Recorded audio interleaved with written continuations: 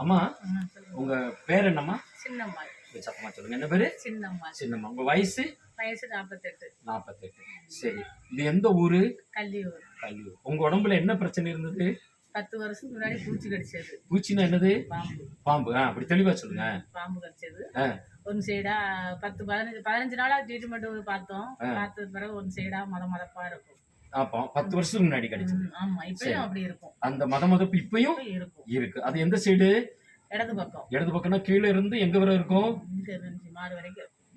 அப்போ தோள்பட்ட வரை ஆமா, இருக்கும். தோள்பட்ட வரை இருக்கும். அதாவது இடது பக்கம் முழுசா அந்த வலி இருக்குமா? அந்த மதமதப்பு இருக்கும். ஆமா, அப்ப எப்பவும் சரி, வேற என்ன பிரச்சனை இருந்துச்சு? வேற கண்ணு பார்வை, தூரத்து பார்வை, மங்கல். மங்கள். சரி, இப்ப நாங்க என்ன குச்சி ஜெபம் பண்ணோம்ல, அப்ப என்ன நடந்தது? எனக்கு உடம்பெல்லாம் ஜில்லுன்னு ஊத்துக்கிட்டு ஆ, எப்படியோ பிரஸ் ஆன மாதிரி ஆயிருந்துச்சு. உன் உடம்புக்குள்ள ஜில்லுன்னு ஏதோ ஒண்ணு இறங்குன. ஆமா, பிரஸ் ஆன மாதிரி அப்ப அந்த ஜில்லுங்கிறது உடம்புக்குள்ள வந்தது உணர்ந்தீங்களா? உணர்ந்தேன். அப்போ உங்களோட உடம்புல நேரம் எப்படி தோணுச்சு? இது இப்ப சொன்னீங்களே, லாசா இருந்த மாதிரி இருந்துச்சு உடம்புல. நான் ஏசப்பாவை நேசிக்கிறேன் மனசுல. நீங்க இல்லம்மா, நீங்க ஜில்லுன்னு உடம்புல ஏதோ இறங்கிச்சுன்னு சொன்னீங்கல்ல, ம், அதுக்கப்புறம் இப்போ உங்க உடம்பு எப்படி இருக்கு? இப்பயும் அப்படிதான் இருக்குது.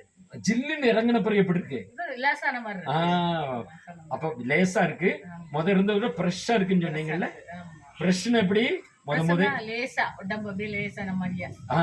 அந்த மதமதப்பே நல்லா லேசா இருக்கு. இல்ல, முத இருந்த அந்த மதமதப்பு இருக்கா? இல்ல. இல்ல. அந்த அப்ப அந்த உடம்புல மதமதப்பு இல்ல.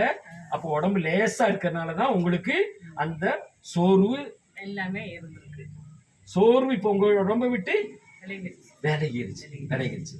அப்ப அந்த சோர்வு போன பிறகுதான் உங்களுக்கு என்ன செஞ்சிருக்கு? ஃப்ரெஷ்ஷா ஆன மாதிரி இருக்குது. சரி, இப்ப கண் பார்வை எப்படி இருக்கு? பரவாயில்ல. முத தெரிஞ்சதை விட தெரியுது. ஐயா, அங்க இருந்து விரல காமிங்க. அது எத்தனைமா? 1. அடுத்து? 2. அதுக்கடுத்து? 3. அதுக்கடுத்து விரல வேற மாத்தி வைங்க. 5. சரி, இந்த மாதிரி முத உங்களுக்கு இவ்வளவு தெளிவா தெரியாது. இப்ப நல்லா தெரியுது. அப்ப உங்க கண் பார்வைக்கு ஆண்டவர் வெளிச்சத்தை கொடுத்துட்டாரு.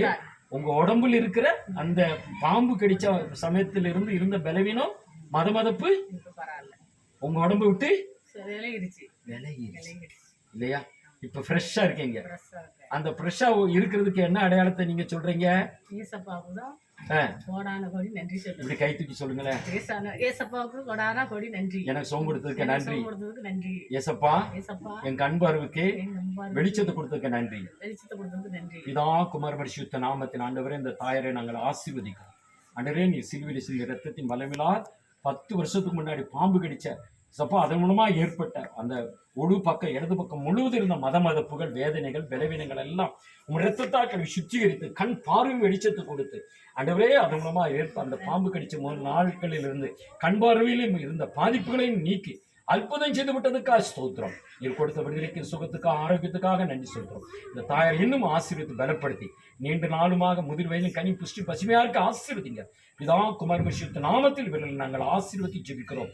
ஜீவனோட நல்ல பிதாவே. ஆமென், ஆமென், ஆமென். கர்த்தர் செய்த நன்மைக்காக நன்றி. ஆமென், ஆமென், ஆமென்.